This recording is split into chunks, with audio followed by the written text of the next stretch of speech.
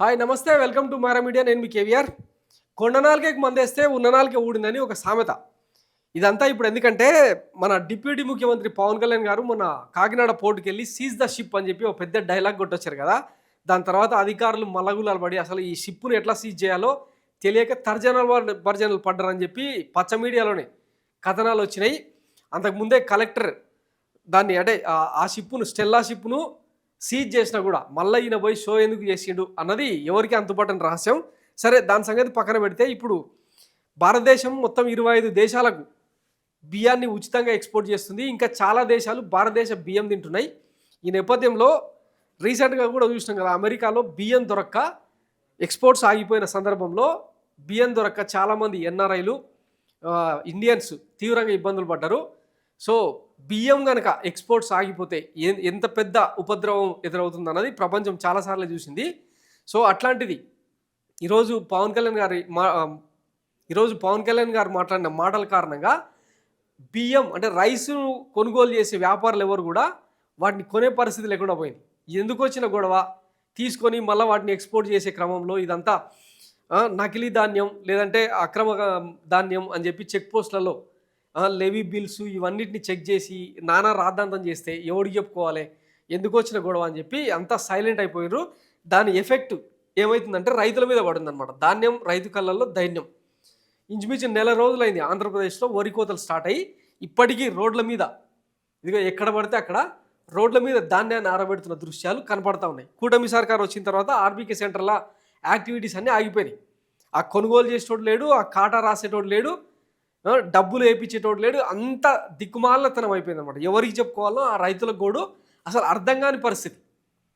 ఇప్పుడు ఇక నయానో భయానో అంటే మార్కెట్ రేట్ కంటే తక్కువకు అమ్ముకోవాల్సిన దుస్థితి. దీనికి తోడు ఫెంగల్ తుఫాన్ ఒకటి వచ్చి రైతుల మీద పిడుగులా పడింది.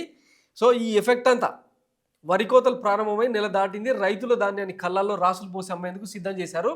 గతంలో మాదిరిగా ఈ ఏడు కూడా కళ్ళం వద్దే మద్దతు ధరకు ప్రభుత్వం ధాన్యం కొనుగోలు చేస్తుందని ఎదురు చూశారు. అయితే ప్రభుత్వం అడ్రస్ లేకుండా పోయింది. కొనుగోలు కేంద్రాలకు వెళ్తే తేమ శాతం పేరుతో అధికారులు ధర తగ్గిస్తున్నారు. ఇదే ఆధారంగా తీసుకుని దళారులు మిల్లర్లు రైతులను నిలువుదోపిడి చేస్తున్నారు. 4 రోజులు ఆగితే పరిస్థితులు మారకపోతాయా, ప్రభుత్వం పట్టించుకొని కూడా పోతుందా అని ఆశగా ఎదురు చూస్తున్న రైతన్న మీదకి పులి మీద పుట్టల ఫెంగల్ తుఫాన్ వచ్చి పడింది.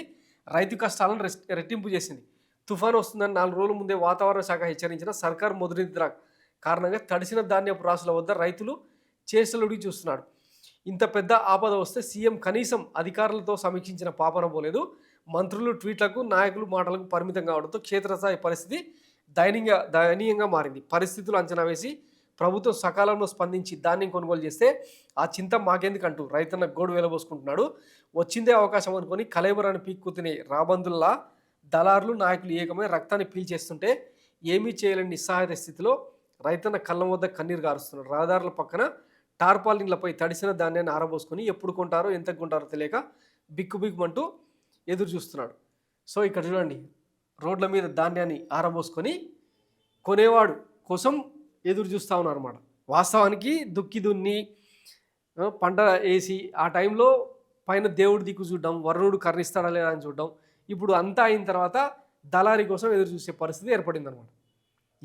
వీళ్ళు పోయి కాకినాడ పోర్ట్లో అక్కడ ఇక్కడ గోడౌన్లలో షోలు చేస్తూ ఉన్నారు కదా, రైతుల దగ్గరకు వచ్చి మాట్లాడిన పాపన పోయినరా. అసలు ఆర్బీకే సెంటర్లు ఏడిపోయినాయి, రైతు కమిటీలు ఏమైనాయి, రైతు భరోసా ఏమైంది, ఇవన్నీ అడిగేటోడు లేడు, వాటి గురించి చెప్పేటోడు లేడు. మనకు ఎంతసేపు ఉన్న కమిషన్లు, కాసుల కక్కుర్తి, సిండికేట్ల కమిషన్లు, వీటి జోలి తప్ప ఇంకా వేరే ఏమీ లేదు. ఈ కథనాలు ఏమైనా పచ్చపత్రికల్లో వస్తున్నాయంటే చూపియండి మీరు. నిల్లు ఎంతసేపు అమరావతి 2.0 మళ్ళీ కొత్త బిల్డింగ్లు వేస్తూ ఉన్నారు, ఎన్ఆర్ఐలు రెడ్ కార్పెట్ పరుస్తూ ఉన్నారు, పెట్టుబడులు పెట్టేందుకు ఉత్సాహం చూపిస్తూ ఉన్నారు. ఇవి వార్తలు అనమాట.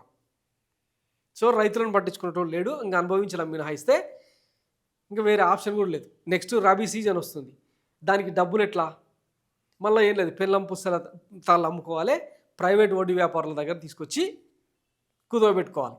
ఇది పరిస్థితి రైతులది.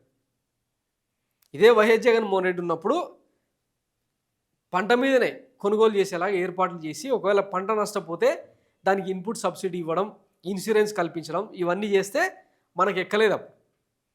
సో ఇప్పుడు అనుభవించడం మినహా వేరే దారి లేదనమాట. కనీసం ఇప్పటికైనా కూటమి నేతలు మీ డ్రామాలు, డైవర్షన్ పాలిటిక్స్లు ఇవన్నీ ఆపి వాళ్ళ సంగతి చూస్తే బాగుంటుందని చెప్పి విజ్ఞప్తి. థ్యాంక్స్ ఫర్ వాచింగ్ మారా మీడియా. నేను మీ కేవీఆర్. Thank you.